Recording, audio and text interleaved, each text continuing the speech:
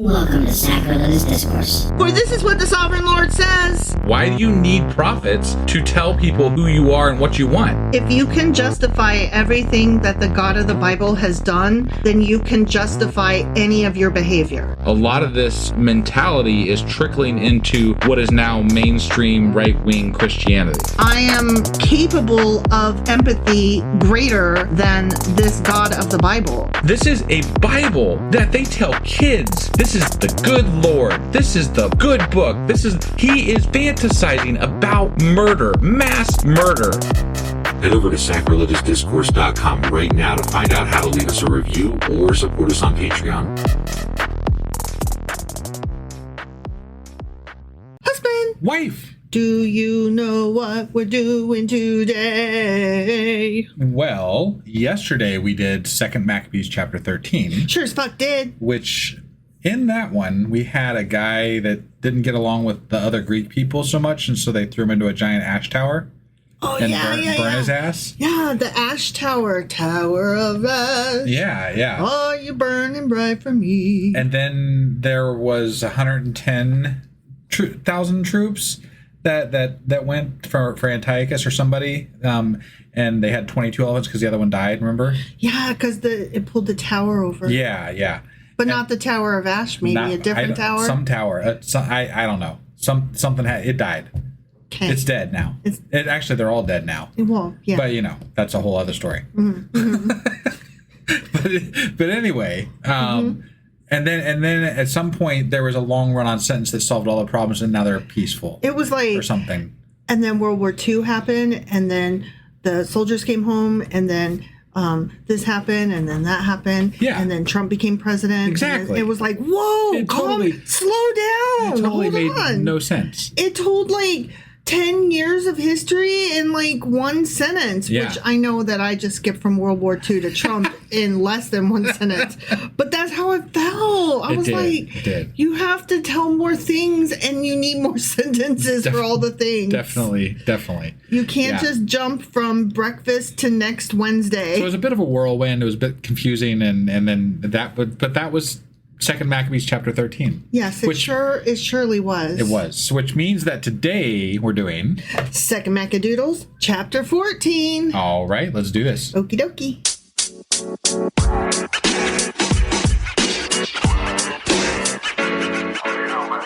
Alrighty, so we are hopping into 2 Maccadoodles chapter 14. Okay. That means that this is the penultimate chapter of 2 Maccadoodles. Okay. Because the ultimate will be next one. Got it. This is before the ultimate, so this is the penultimate. It's the second to last. Got it. Which is the penultimate. I got it. I get it now. Do you? Yeah. For some reason, I thought penultimate was the top one, though. I don't know why. But that was just I don't use penultimate enough to That would be like a flammable and inflammable both mean the same thing. Right. And it's so just you're thinking that ultimate and penultimate mean the same thing? No, I just don't use that term enough to know for sure where it falls in usage. So I have heard the term before, but that's about as much as I could say. Okay. Yeah, it's second to last. It's not quite the ultimate. Got it. Yeah. Okay? I'm just stupid, that's all. I did not say that. And today, right now, I wouldn't say that. But sometimes I would. Sure. I started to say I wouldn't say that, but sometimes you are stupid, and sometimes I do call you stupid. I don't find enough usage for the word penultimate in my daily every time we read a book of the Bible and we get to the second to last chapter. You sure about that? I'm not saying I always do it. Fact checkers here. No, I'm not saying I always do it. I'm saying that's an opportunity to do it. It is an opportunity to do it, yeah. So you have more than a zero opportunity to use second to last. Yeah, I just choose not to. Because you're stupid. And there it is. 3 years later. 3 years. 3 years later. After all that peace, after all that the elephants and whatever. That sentence caused 3 years of later. Mm-hmm. News was brought to Judas and his company that Demetrius, the son of Seleucus, having sailed into the harbor of Tripolis, tripping over your words. No. I was referring to the Daffy Duck and I think it's Porky Pig, and it's when they do the Robin Hood one, and Daffy Duck is like using his sword thing, and he's going parry, duck, parry, stab. You know, sure. And he goes through this whole litany of I clearly don't know about fencing. Yeah, right. But he goes through this whole litany of fencing vocabulary, and then he always ends up smacking his own bill in the face, making his bill go up 90 degrees. I remember that. Okay, so in that particular one, sometimes when he's doing his thrust, parry, whatever, and then he trips and he goes and chip, and it's just funny. I don't recall that, but I'm sure you're right. I am right, and 100% right. I said I was sure you're right. So anyways, having sailed into the harbor of Tripolis with a mighty army and a fleet, had taken possession of the country, having made away with Antiochus and his guardian Lysias. He made away with them. Yeah. I'm not sure if that means he made them dead or if he made them demoted. I'm guessing in these times it's probably deaded. He probably deaded them. He deaded them. Yeah. He deaded them. But one Alcimus, who had, I think I called him Albus Dumbledore. Alcimus. But one Alcimus, who had formerly been high priest and had willfully polluted himself in the times when there was no mingling with the Gentiles, considering that there was no deliverance for him in any way, nor any more access to the holy altar, came to King Demetrius in about the 151st year, presenting to him a crown of gold and a palm, and beside these, some of the festive olive boughs of the temple. Okay. For that, these sentences are too long, and they're carrying too many activities in them.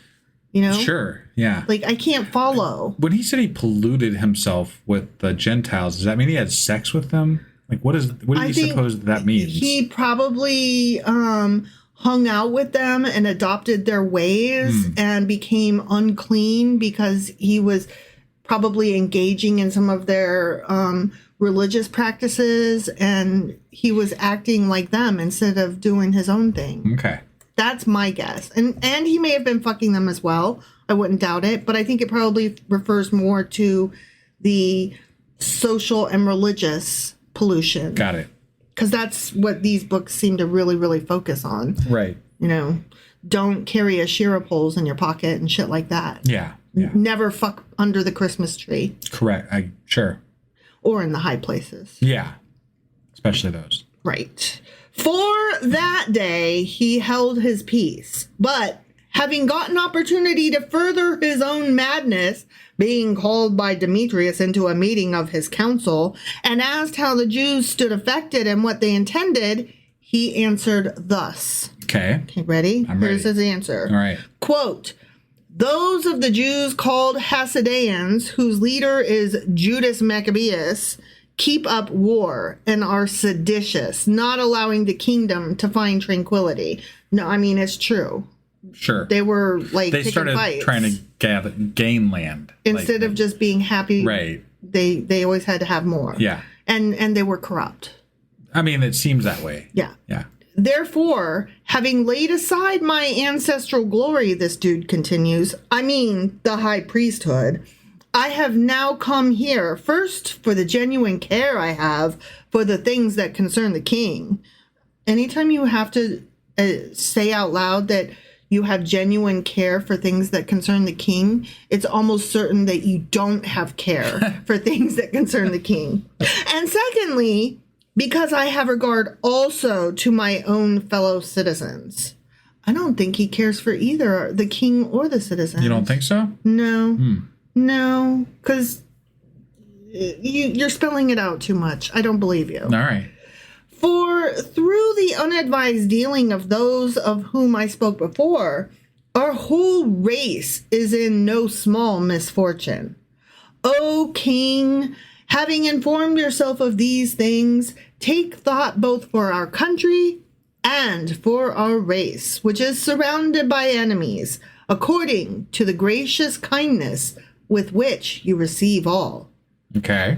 Do you understand what's happening at all? I feel so. He's referring to Judas Maccabeus as like not great. Like, he's, you know what I'm saying? So like, I feel like this is, and they mentioned that he had been consorting or doing something with the Gentiles or whatever. So like, this is one of the people that Judas Maccabeus and that group would have referred to as like not good, right? This is how I'm feeling about it. I don't know if this is true or not, but this is what I'm gathering. Okay. And so he's pleading with this king Demetrius, right, for him to intervene so that he can get his priesthood back. And he brought Demetrius gifts to try to get his control back of what's going on. That's what it feels like to me. When sentences are too long, like I'm concentrating on making the sentence sound good out loud. Yeah. And when they're too long, I can't retain what I'm saying. To be fair, I'm not sure I'm right. I'm just that's so far what I'm just letting you know, like, so. I can't pay attention to what I'm reading. I got it. Yeah. So hopefully I get it. Hopefully you get it. Me. But regardless, we will cover it in the Q&A. We will. These sentences are entirely too long. They are.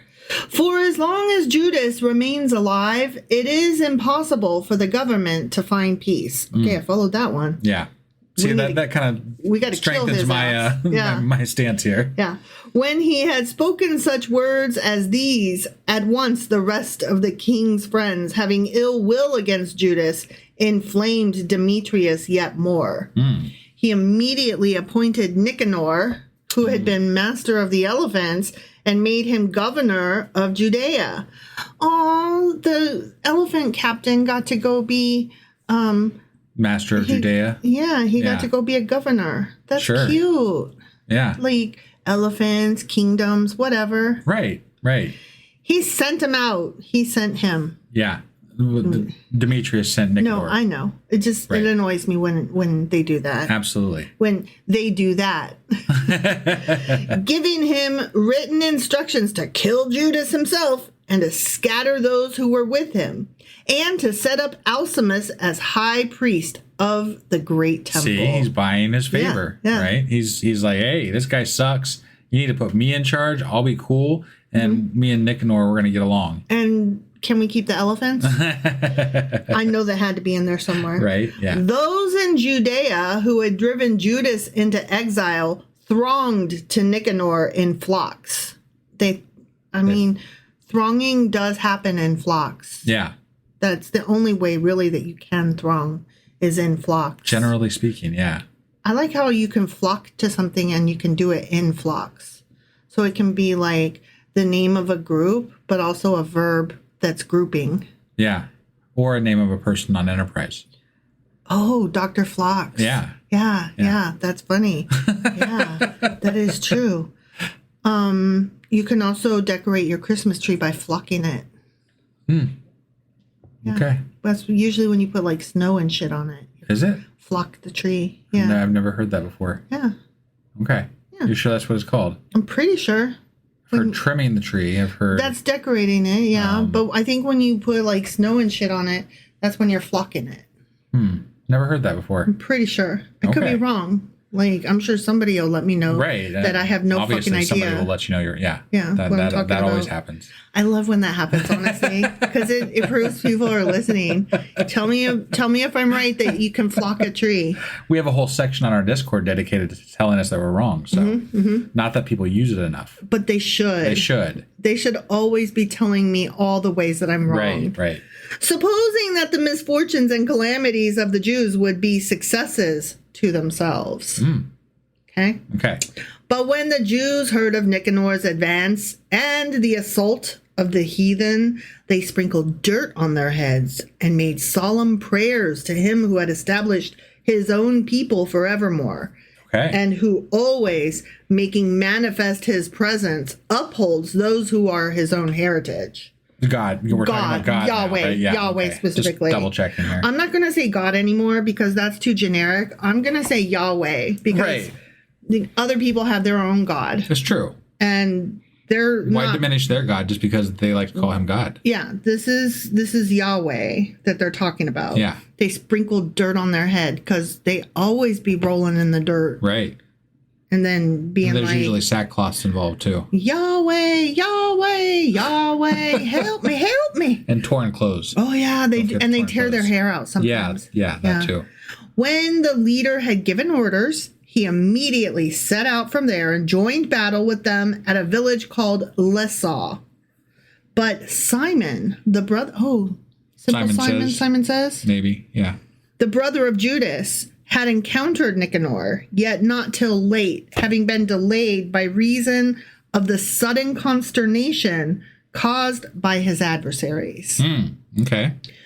Nevertheless, Nicanor, hearing of the valor of those who were with Judas and of their courage in fighting for their country, shrank from bringing the matter to the decision of the sword. He was afraid. Yeah.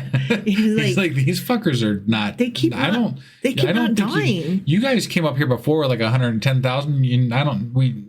No, I'm not doing this. They don't care about elephants. Right, yeah. They'll kill my ass. Right.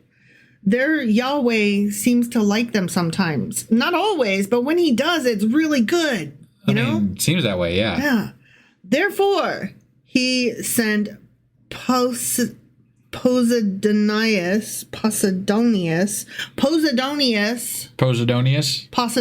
Oh, I like that one. Posidonius, Theodotus, and Mattathias. Okay. To give and receive pledges of friendship. He's like, if you can't beat them, then give them shit. and drown their wives? Question mark. Well, that was before. I know, but I'm like, those people that did that are dead now. Right, but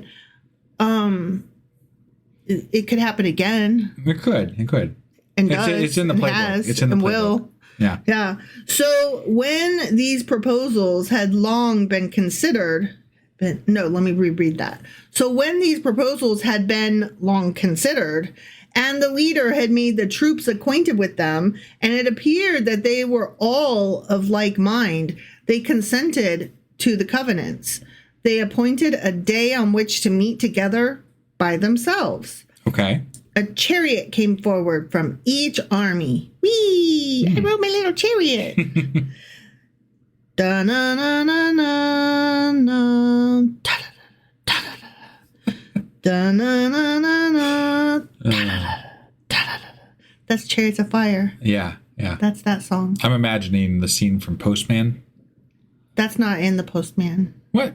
Where they ride out and meet the two horses? And I was saying Chariots, like that music. No. That music is not I'm saying in the Postman. Scene itself. Oh, okay. Yeah. Reminds me of the Postman. Yeah. All. They set up seats of honor. Judas stationed armed men ready in convenient places, lest perhaps there should suddenly be treachery on the part of the enemy. Well, yeah, you got to be prepared. I mean, I hate it when there's treachery on the part of the enemy. Yeah, but it seems like it happens a lot. I mean, pretty much that's what makes them your enemy, is that they're always treacherous. Really, it's just about who's going to be treacherous first. Yeah. You know? That is true. Yeah. Because if you weren't enemies, neither of you would be treacherous to the other. Right. You could work your shit out. There'd be no need for treachery. You couldn't call each other enemies. Right. It'd be treacherous. It'd be people treacheryless. It would just be people that have different perspectives and disagree. Right. We both like ice cream, but some of us want to kill brown people and some of us don't. When I hear people say, Jesus. Can't we all just get along and admit that we have a difference of opinion on things? Right. I always think of that.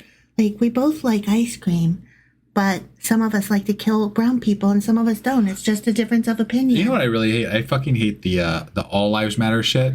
I'm like, oh, do they? Then let's act like it. That is so cool how suddenly you think that trans people deserve to live. Right, oh my God. That's awesome of you. Wow. Okay, neat. Yeah. And I'm like, clearly they don't all matter, you fuckface. Right. And like when we say Black Lives Matter, we're saying that they should, but you clearly think they don't. Like, way to miss the message. Right. God. Sometimes I hate, you know? Oh, yeah, I know. Like, just the stupidity and malice. And sometimes the stupidity is so stupid, but other times, like, the malice is not stupid but pretends to be, and I really hate that. You know what I think is really funny is how often we delve into current politics talking about the Bible. Well, I mean, it was because we were talking about treachery. No, I know. But there's so many opportunities because it is just basically a political story, essentially. No, it's true. It's true. There's so many opportunities to jump into what is current based on what we're reading. So just hug a Nazi. Can't we all be friends? Come on. God.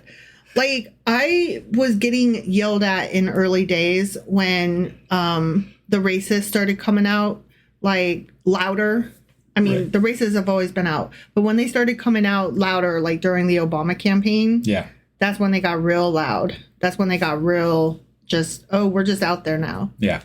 And people would be saying, can't we all just get along and find common ground and we just listen to each other? And I was the one always saying, yeah, you just want me to hug a Nazi. And everybody was like, whoa, you're like going really far. And like, that's a bit over the top. And now I'm just like, was it though? Was I saying too much? Did I go too far? Because it looks to me like now I wasn't saying it enough. Right. Like, let's go back in time and then I can be like, I've seen the future, and the future is that you literally still want me to hug a Nazi, but now you actually acknowledge that they are Nazis. Right. They were always Nazis, and you always wanted me to hug them. And now finally you admit that they're Nazis, but you're not sure we should hug them anymore. And that's kind of cool of you, I guess. But you're giving me the can we go now? I really hate this timeline. Sure. This timeline really makes me angry. Yeah, it's way too orange. Yeah, and also it's the timeline where being right doesn't pay off. Like, yay, I was right that they were Nazis. Like, oh, wait, that's not good. I wish I was wrong. Okay. Anyways, they held a conference as was appropriate. Okay. I mean, sure. That sentence is funny to me. I mean, was it appropriate to hold a conference? I don't know. They said it was, so it is. You know how it's appropriate to hold a conference? Yeah. So that's what they did then. I mean, a conference could be just like a meeting. A couple of people. Yeah, I mean, it was a meeting. There's nothing special about that. Nicanor waited in Jerusalem and did nothing to cause disturbance, but dismissed the flocks of people that had gathered together. Okay. He kept Judas always in his presence. He had gained a hearty affection for the man. He urged him to marry and have children. He married, settled quietly, and took part in common life. This is not working out well for the guy that came to Demetrius. The guy, like, he was the priest person, right? And he was like, hey, I'm gonna this guy, totally get you them. need to get rid of this guy and put me in. And now Nicanor's there like, hey, buddy, Judas, what's up, man? Like, I just wanted to play with the elephants after all. I didn't know. Shit. But Alcimus, perceiving the goodwill that was between them and having taken possession. Here it is. Of the covenants that had been made, came to Demetrius and told him that Nicanor was disloyal to the government.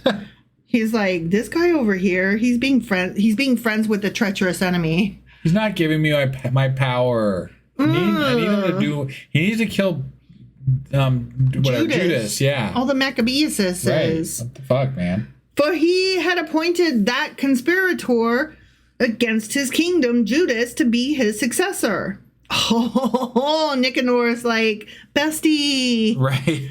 And then he just didn't want to fight him because Judas is like, I'll whip your ass, I man. will kill your ass hard.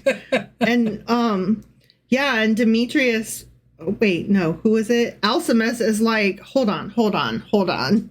You could be scared of the enemy, but you can't get to be besties with them. Well, look, that's what I was saying before, though. They've gone against Judas with 110,000 people and turned their army around because he was kicking their ass. Did they send this guy with 110,000 people? They didn't say anything about 110,000 people. No, they just sent him. So my guess is that dude got there and he's like, yeah, we're not going to, I'm not shaking this. I don't get paid enough. Shit. This is above my pay grade. But here's the thing, though. He didn't just like sit there quietly. He is besties with them and is like, you are going to be my successor. Yay. Everybody get along and let's partay. Well, it's in his best interest so he doesn't, die. But did he have to go to the family barbecue, though? I don't know. Because that's what it sounds like. He's hanging out with him on weekends, and like they're going to like, football games together and stuff. Right, yeah. Like, oh, guess what? I got tickets to the game. Yeah. The king falling into a rage because he's like, you didn't kill his ass, motherfucker. And being hold on. My mouth accidentally tripped. It failed, yes. The king falling into a rage and being exasperated. I wanted to say exacerbated. And that is not correct. Being exasperated by the false accusations of that most wicked man, wrote to Nicanor, and he's like, my dude, what the fuck? Yeah. Signifying that he was displeased at the covenants and commanding him to send Maccabees prisoner to Antioch in all haste. Oh. Yeah. Okay. He's like, asshole, get it together. Remember who you are. Right. Remember who I am. Yeah. And let's get this party rolling the right way. Right. When this message came to Nicanor, he was confounded. Huh? Me? What? What? I thought I was supposed to be besties with him. I didn't remember. I forgot you want me to kill him. Right. Could have waited till I got tickets. He gave me tickets to the game. And was very troubled at the thought of annulling the articles that had been agreed upon. The man having done no wrong. This is so confusing. But because there was no opposing the king, he watched his time to execute this purpose by strategy. But Maccabees, when he perceived that Nicanor was behaving more harshly in his dealings with him, you didn't cheer at the touchdown like you used to do. I bought you a beer and you didn't drink it. Yeah, what's up, man? Like, what's I going can on tell here? something's wrong. Right. What's the matter? Yeah. And that he had become ruler in his customary bearing, understanding that this harshness came not of good, gathered together for not a few of his men, and concealed himself from Nicanor. My bestie's not the same, so I'm going to stop hanging out with him for a while. Yeah. I feel like he put on his robe and his crown and... Sound like Maccabees is pretty smart. It sounds like he's smart and strong and is able to gather loyal followers to him. Right.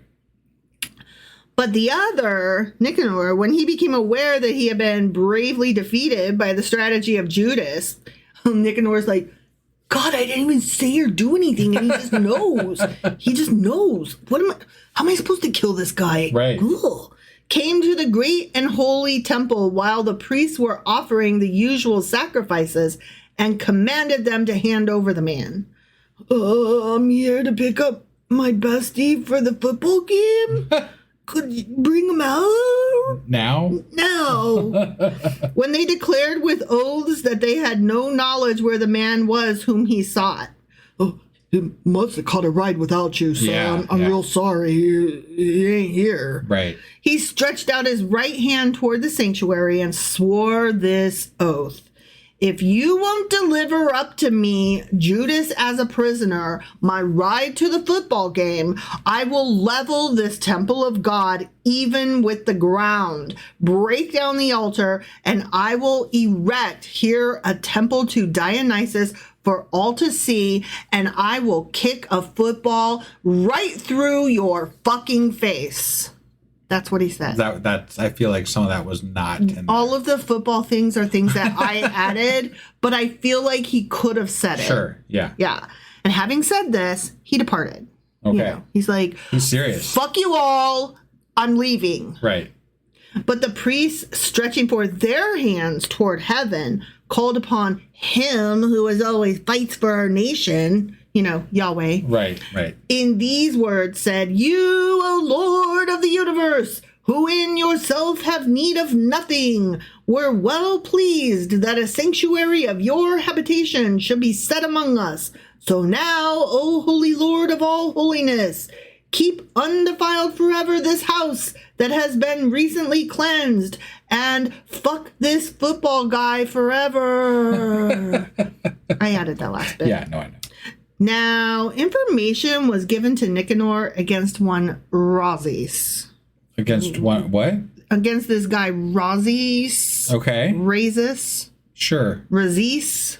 Oh, how would you say it? That's fine. R-A-Z-I-S. How would you say it? Razis. Razis. Okay. But this is a new name, though, right? Yeah. Okay. Yeah. Information was given to Nicanor against this dude Razis, an elder of Jerusalem, who was a lover of his countrymen and a man of very good report, and one called Father of the Jews for his goodwill. Okay. So he's like old man Pappy. Sure. You know? Yeah.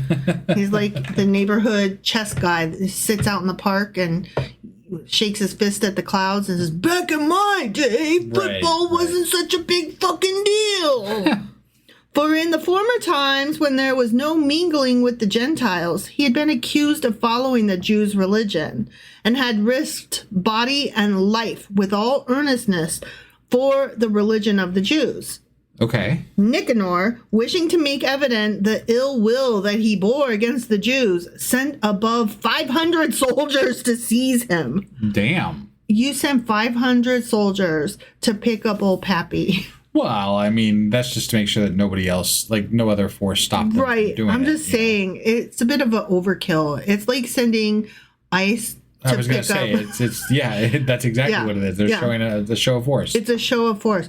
Why are they sending the ICE contingent into the airports in New York? I could not tell you why. I can. I can tell you why. It's not to help TSA. No. It's to further instill fear and intimidation. Right. It's a tactic. Yeah. It's obvious. Why are we pretending we don't know the answer to that question?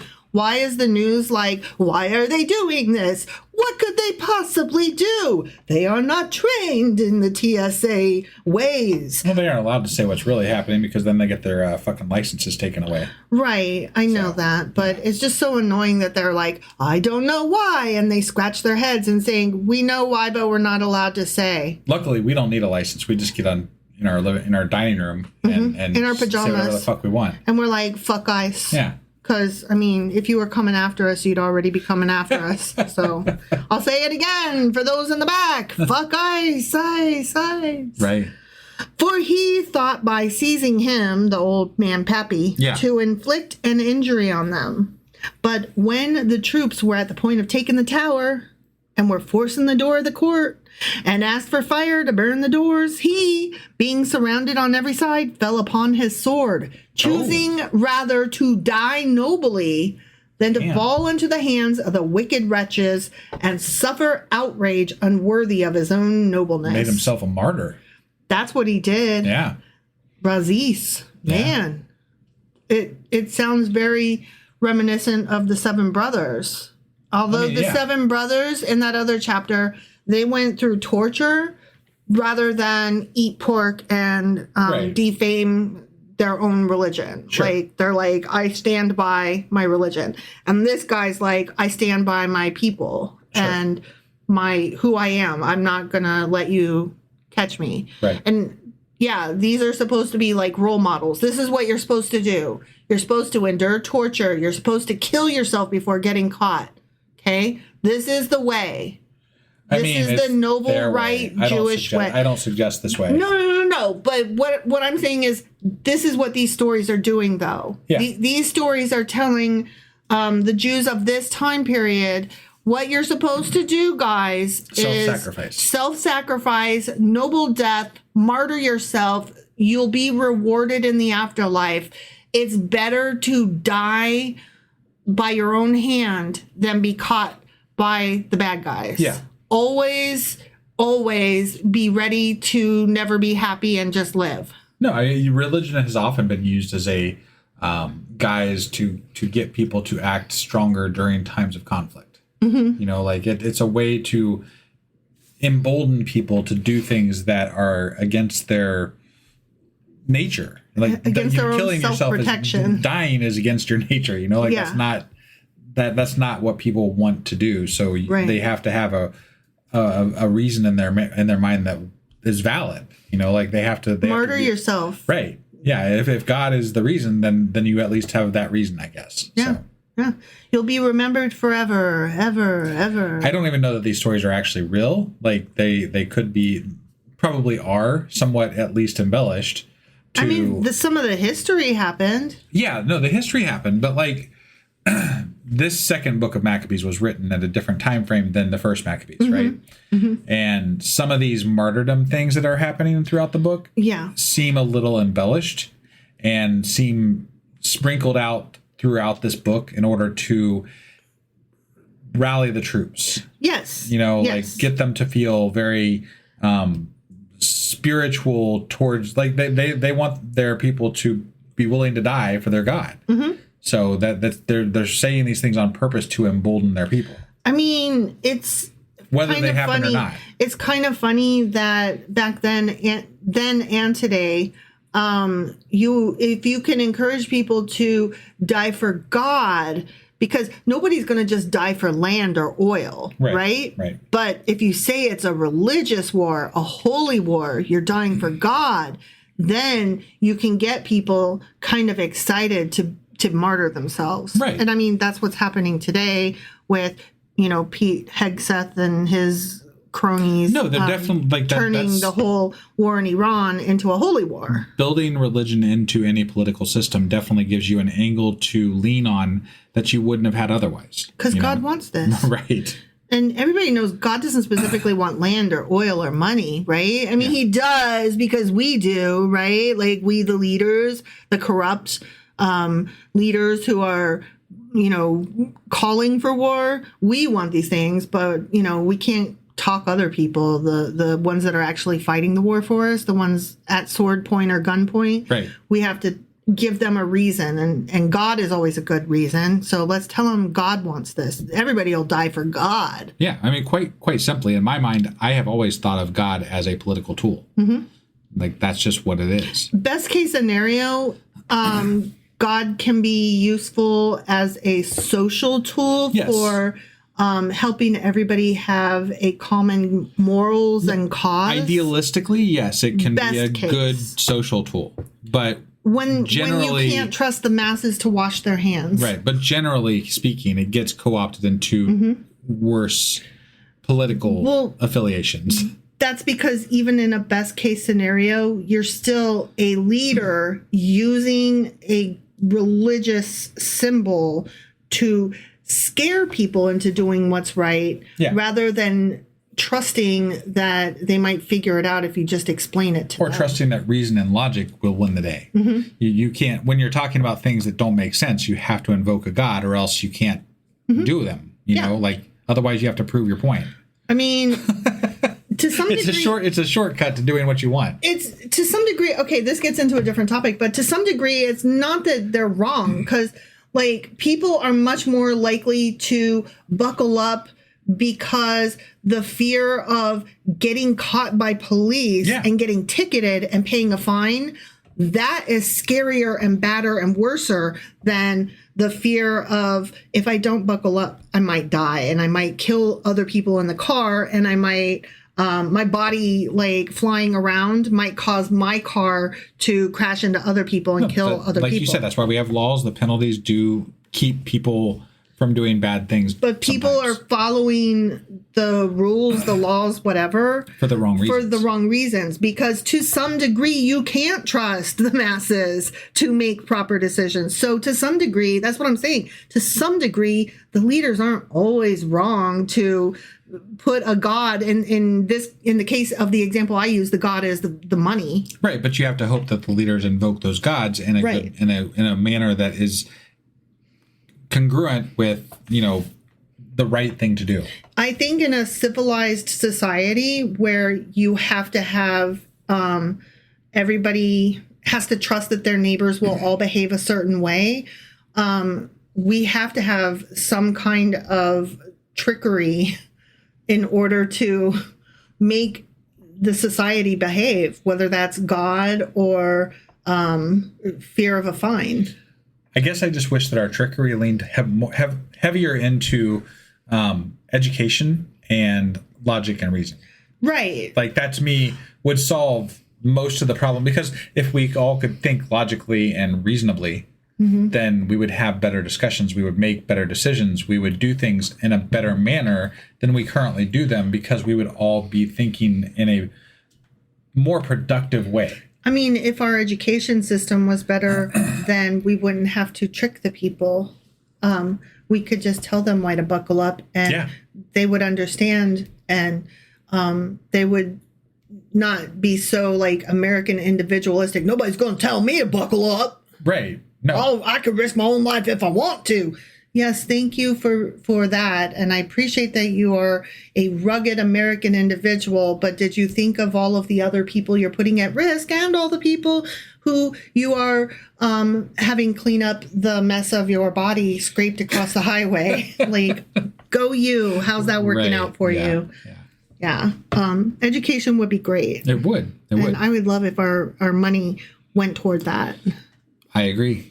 But since he was missing his stroke through the excitement of the struggle, and the crowds were now rushing within the door, he ran bravely up to the wall and cast himself down bravely among the crowds. So he tried to kill himself by sword, but that didn't work. Oh. Because they stole his sword or whatever. So he jumped off. He jumped out the window. Got it. Oh, shit. But as they quickly gave back, a space was made and he fell on the middle of his side. Still having breath within him, Jesus. And being inflamed with anger, he rose up, and though his blood gushed out in streams and his wounds were grievous, he ran through the crowds and standing upon a steep rock, when as his blood was now well near spent, he drew forth his bowels through the wound. Oh, my God. What the fuck? And taking them in both his hands, he shook them at the crowd. Oh, my God. He pulled out his intestines? Is that what I'm to understand is happening right now? Bullshit. What the fuck? This needed a trigger warning. Sorry, guys. He stabbed himself, jumped out a window, ran up on a cliff, and pulled out his bowels? Yes. Fucking hell. Through the wound and shook them at people. This guy is amazing. I mean, Raziz, what the fuck? Why is he not an MCU superhero? What? He's the original X-Men. I'll throw my bowels at you. Oh my God. Calling upon him who is Lord of life and spirit to restore him these again. He died like this. Okay, I mean, as you would with your bowels in your fucking hand. He's like shaking his intestines at the crowd, and then he starts praying as he's shaking his intestines at the crowd. God save me, put my bowels back. And then he died. Oh my God. I think God was like looking at him like with big eyes going, what the fuck? No. I feel like if God were real, he wouldn't have let him go through all that shit. Right. That's fucked up. Holy moly. That's not okay. This guy, I forget the rest of the chapter. Oh my God. I mean, he pulled his... It's fucked up. I can't finish the sentence because I'm so flabbergasted. You think we cover that bit in Sunday school? They don't do the Maccadoodles in Sunday school. No, right, yeah. Well, I mean, I wonder if they do in Catholic churches. That's what I'm saying, because it's in Catholic Bibles, so. I don't know. Does Catholic Sunday school teach this bit? Any Catholics that are listening, had you heard this story before? What do you make of it? Because that's really fucked. And were you impressed or appalled? Because I'm a bit of both, if I'm being honest. I'm not sure how you make that kid friendly. Wow. He pulled his butt through his tum-tum. I mean, I am ass backward to all new levels. Yeah. All right. Well, that was 2 Maccabees chapter 14. Sure as fuck was. And we only got one more chapter to go before we're done with all the chapters that we're going to read from the Old Testament. Yes, and then we'll have a Q&A over Maccadoodles chapters 11 through 15. Yeah. And then I think we'll do like a whole Maccadoodle 1 and 2 kind of like, here's what happened. And wrap up. Like, here's what happened and here's where we're going. Okay. Like, just an interstitial kind of, is that how you say that word? I don't know. Interstitial? Sure. Just go with it. Okay. And, and then we'll probably have an intro to the New Testament. Yeah. And then we'll start Matthew. Okay. Okay? That sounds great. Yeah? We're going to be starting the New Testament soon. I know. We need to come up with like a revamped intro or something. I don't know. I like our intro. We need to come up with a revamped something. I mean, We're going to do something. I'll sing something. Maybe I'll put like I don't know. We'll see. You'll put a what? I'm just thinking, my brain's thinking. Your brain is thinking of stuff. Not your bowel. Not my bowels. I haven't got my bowels out yet. Have you had a bowel movement? That's personal.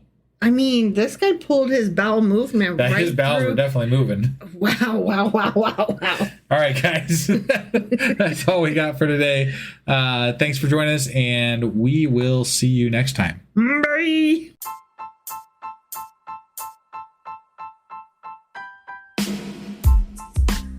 Hey, wife, I guess that's the end? But husband, that's just sad. It doesn't have to be. We are on lots of social media platforms like Twitter. Our handle there is sacrilegious_D. For D's nuts. Oh my God.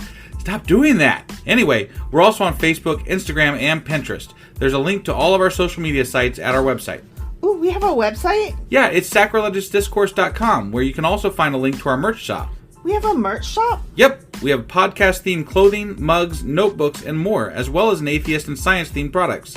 Wow, our fans should really go check that out right now. Definitely. They can get in touch with us by sending an email to sacrilegiousdiscourse@gmail.com. But before they do that, we could really use some help. Oh yeah? With what? Well, it's not free running the podcast, and we need some financial support in order to get better equipment, which will free up time so we can concentrate on our podcast and our fans. Okay, so what should they do? Head over to patreon.com/sacrilegious discourse and sign up as a contributor on our podcast. Supporters there receive additional bi-weekly episodes that we record just for our Patreon members for as little as $2 a month. Also, we'd really appreciate it if you would like and subscribe on whatever platform you're using. And Apple Podcast reviews help us out tremendously.